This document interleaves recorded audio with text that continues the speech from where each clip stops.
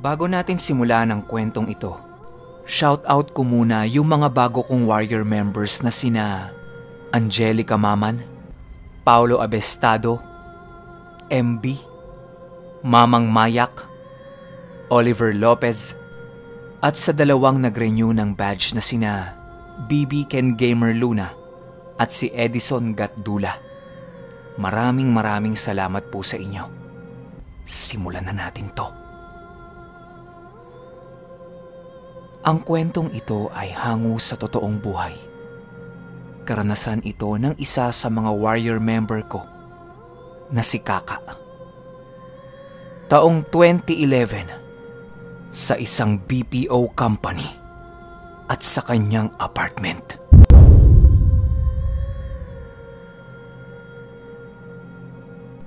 Hi Pinuno. Una sa lahat, maraming salamat. Kasi naa-amaze ako sa mga stories mo. Gusto ko lang po sanang mag-share ng karanasan ko. Bata pa lang kasi ako. Nakakakita na ako ng mga kaluluwa, mga anino, at saka mga puting usok. Pero nung tumanda na ako, wala na ako nakikita. Pero nararamdaman ko pa rin sila. Siguro kasi hindi ko naman sila pinapansin.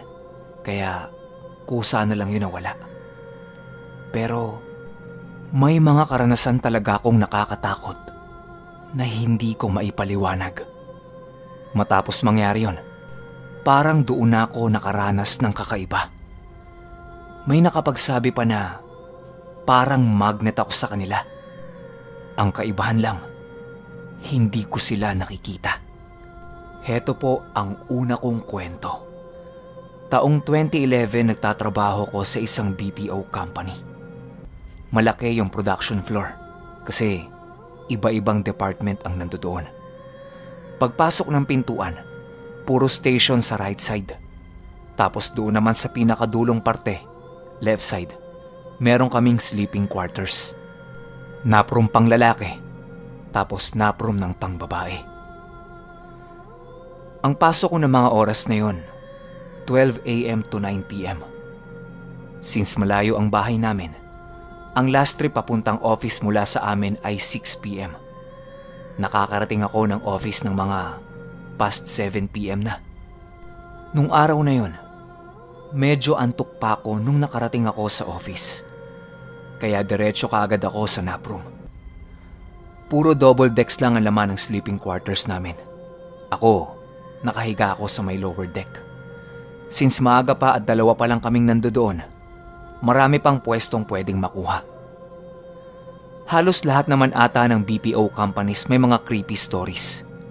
Lalo na sa mga sleeping quarters. Pero wala naman akong naramdamang kakaiba doon. Kaso lang, iba yung araw na yon. At hindi ko talaga ito malilimutan. Pagpasok pa lang sa naproom, sa hindi ko maipaliwanag na dahilan, nakaramdam talaga ako ng takot. Sinubukan ko itong hindi pansinin. Ang ginawa ko na lang nun, humiga na lang ako at katext ko yung pinsan ko. Sa kanya ko sinasabi yung nararamdaman kong takot nung araw na yon. Habang magkausap kami nung pinsan ko, hindi ko namalayan, nakatulog na pala ako. Matapos yan, naalimpungatan ako sa pagkakatulog ko. Pagtingin ko sa cellphone ko, nagbiblink yung LCD. Ganon kasi yon kapag may unread messages. Pagtingin ko, may message yung pinsan ko. Mag-aalas 10 pa lang nun eh. So naisip ko na maaga pa. Pwede pa akong matulog. Tumihaya ako noon at pipikit na sana. Nang meron akong nakitang anino sa paanan ko. Sigurado akong lalaki yon dahil sa katawan niya. Bigla akong nagpanik kasi literal na sobrang tagal na nung huli akong naka-experience ng ganon. Hindi na ako makagalaw. Gusto kong sumigaw pero wala. Hindi ko na kaya. Bigla kong naalala na nabasa ko or narinig ko kung saan magdasal ako ng Apostles' Creed kapag nasa ganong sitwasyon ako. Kaya nag-umpisa na akong magdasal. I believe in God, the Father Almighty, Creator of heaven and earth. Pagbanggit ko ng mga susunod na prayer, dito na ako muntik himatayin. Kasi sumabay siya. I believe in Jesus Christ, His only Son, our Lord, who has conceived by the Holy Spirit and born of the Virgin Mary.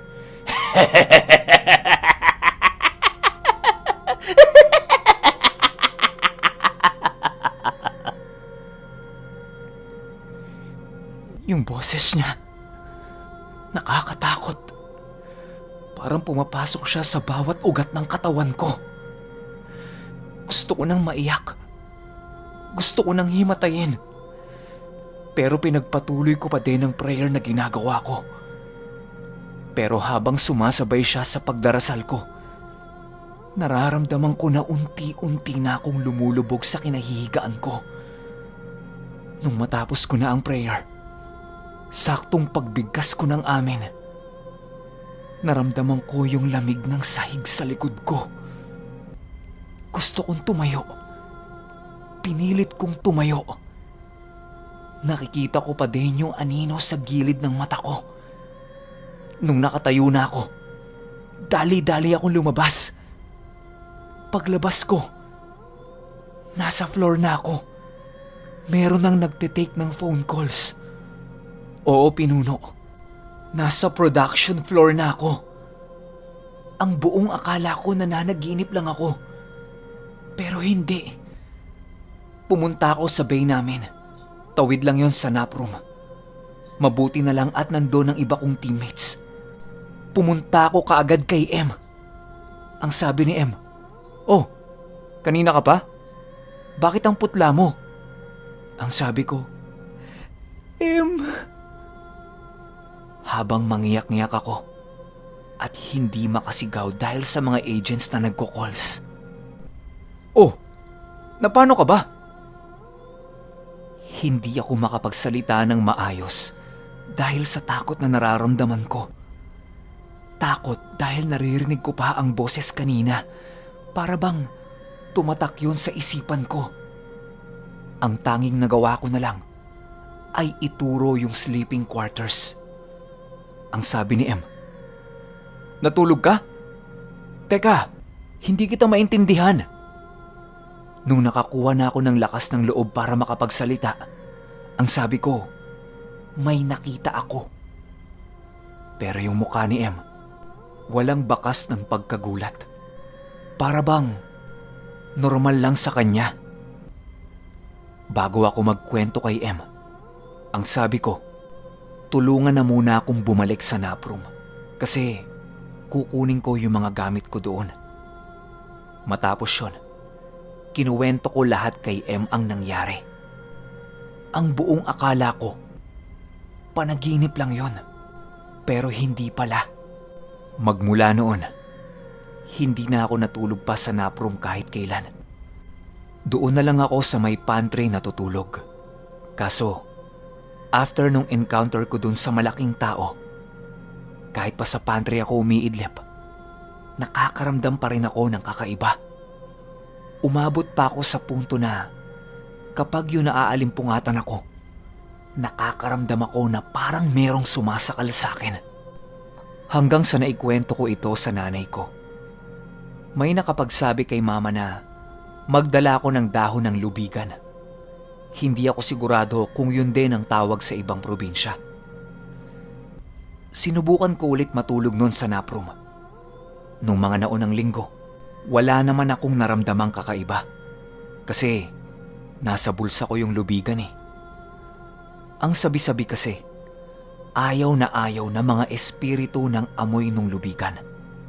Dala ng kuryosidad, sinubukan ko kung totoo. At tama nga, wala akong naramdaman nung mga oras na yon. Pero habang tumatagal, parang unti-unti na naman silang nagiging active. May nangyari sa akin isang beses. habang natutulog ako, merong humawak sa kamay ko. Kasabay niyan, inuuga naman niya yung kama. Hindi ko na talaga natiis yun. At dahil sa mga nangyayari sa akin doon sa naproom at sa pantry, nagpasya na akong mag-dorm na lang. Pero kahit nagdo-dorm na ako, nagdadala pa din ako ng lubigan. Mahirap na eh. Mabuti na yung sigurado. Yung apartment na nakuha ko, 2-bedroom apartment. Tapos meron akong kasama, tig-isa kami ng kwarto. Dati kong teammate yung nag-rent doon sa kabilang room. Ganito ang sked namin. Morning siya, 7 a.m. to 4 p.m. Tapos ako naman nagpalit ako. Naging 2 a.m. to 11 a.m. ako. Pero same BPO company kami. Magkaibang department lang. So kapag aalis siya, wala pa ako. Tapos kapag uuwi ako, siya naman yung aalis. Kaya bihirang-bihira talaga kami magkita nito. Nung isang beses nagkita kami sa office, nagulat ako sa naging tanong niya. Ang sabi niya, "Uy, nagkita rin tayo. Hindi pa tayo nakakapag-housewarming. Ay, tsaka, sino yung roommate mo? Na-welcome ka na ba?" Medyo nagtaka ako sa tanong niya na to. Pero hindi ko na lang pinansin. Baka kasi tinatakot niya lang ako eh. Matapos naming mag-usap, umalis na lang ako kaagad. Mga ilang araw ang lumipas. Kinumusta naman ako nung isa kong kaibigan. Tamang kwentuhan muna sa una. Hanggang sa tanungin niya ako ng, "Ano? Wala pa bang unwanted experience?" Bigla akong napatanong din sa kanya. Ang sabi ko, "Yung totoo, meron dun oh. Yun din kasi yung tanong sa akin ni Jay eh. Kung wala pa bang nag-welcome sa akin?" Balik na tanong nito sa akin ay, "Ano? Meron na ba?" Sagot ko naman, "Wala pa naman. Malakas ata yung gamit kong pangontre." Doon na natapos yung usapan namin. Makalipas ang ilang linggo, hindi ako nakauwi sa bahay namin kahit day off ko. Hindi ako nakakuha ng lubigan. Doon na ako medyo nakaramdam na naman ng mga kakaiba. Sobrang bigat ng pakiramdam ko. Tapos merong parte ng kwarto ko na sobrang lamig. Pero meron din namang parte ng kwarto ko na sobrang init. Kagaya pa rin ng dati. Hindi ko na lang pinansin yon at hinayaan na lang. Natulog ako ng after lunch. Pero sinabihan ako ng mama ko na pupunta yung tatay ko. Kadalasang punta ni tatay sa akin mga 5 p.m. to 6 p.m. Nung nakatulog ako habang hinihintay si tatay, nanaginip ako. Sa pagkakataong ito, alam kong panaginip yon. Dumating si tatay. May dalang damit at pagkain. Pero kasama niya si mama.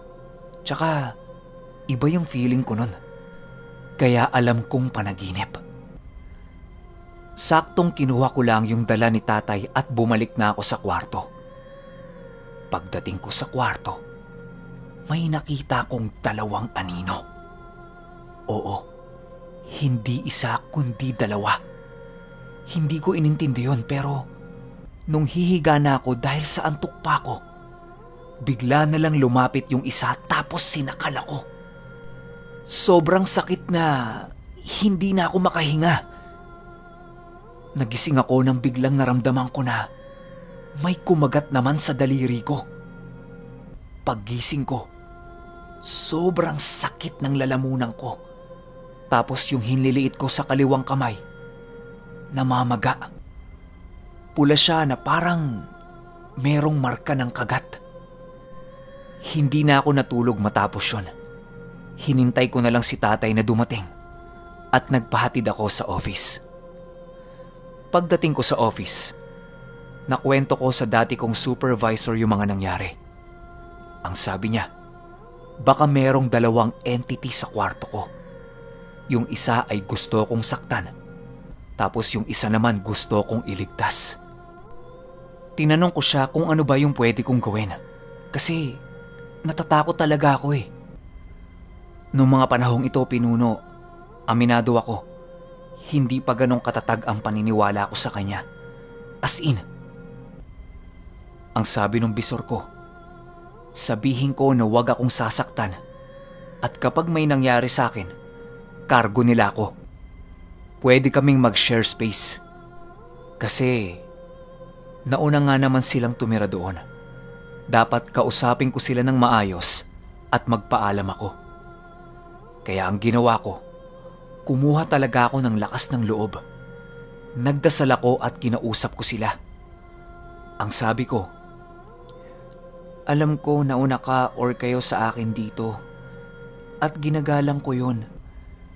Pakiusap lang na huwag niyo sana akong gambalain kasi hindi ko naman kayo gagambalain eh.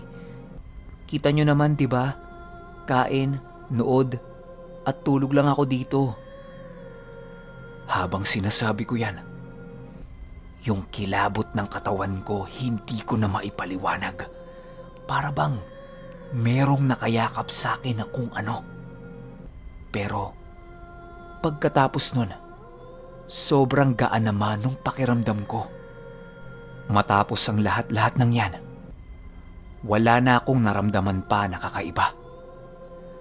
Salamat, Pinuno, sa pagbasa ng kwento ko. Meron lang akong gustong itanong. Yung kaibigan ko kasi, ang sabi niya, magnet ako. Kasi nakakakita siya ng mga espiritu. Pero sobrang tagal na din.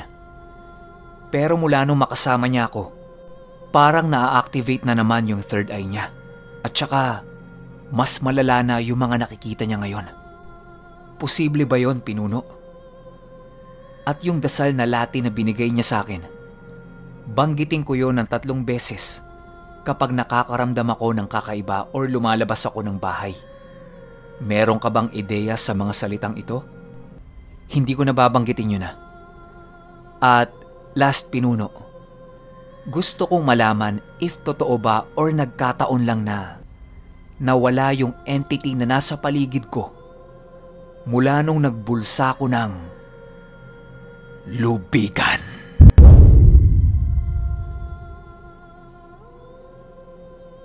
Okay, dun muna tayo sa mga tanong mo, no? Yung sinasabi niyang na-activate na naman yung third eye niya, yes, sobrang posible yan. Marami na ako mga kakilala na ganyan. Yung hindi pwedeng magtabi, tsaka yung hindi pwedeng pagsamahin. Kasi meron silang common energy na kayang higupin or kayang gamitin ng entity para makapagparamdam sila or makapagpakita sila. Meron naman talaga yung mga hindi lapitin. Yung tipong kahit na anong pilit nila sa mga sarili nila, wala talagang nagpapakita. Pero once na ganito yung combination, posibleng may makita yung hindi nakakakita. Ganito, ikaw plus yung kaibigan mong may third eye plus yung tropa mong hindi nakakakita since birth. Kapag kayong tatlo ay nagsama-sama, matik, may makikita yung namumukod tangi sa inyo. Subukan nyo. Experiment lang. Doon naman sa Latin word na nabanggit mo, sa pagbasa ko sa kanila, merong kulang na isang salita. Yun yung susi. Pwede kong sabihin sa'yo yun para ipandagdag dyan sa Latin na binigay sa'yo ng kaibigan mo. Kasi nung binasa ko siya, poder siya tas may halong protection. Ang maganda pa niyan, kakargahan pa natin sa dulo ng isang salita para ma-activate yung 5. Kaya PM mo ako. At last, about naman doon sa lubigan, yes, sobrang epektibo niyan pagdating sa mga negative energy. Yan yung ginagamit kapag yung mga kalaban mo yung tipong black lady na yung level. Tapos siyang lubigan, sobrang epektibo niyan kontra sa kulam, barang, at kung sino-sino pang mga tao na gumagamit ng salita sa kaliwa. Alam ko nga, Merong kombinasyon na halaman para dyan eh.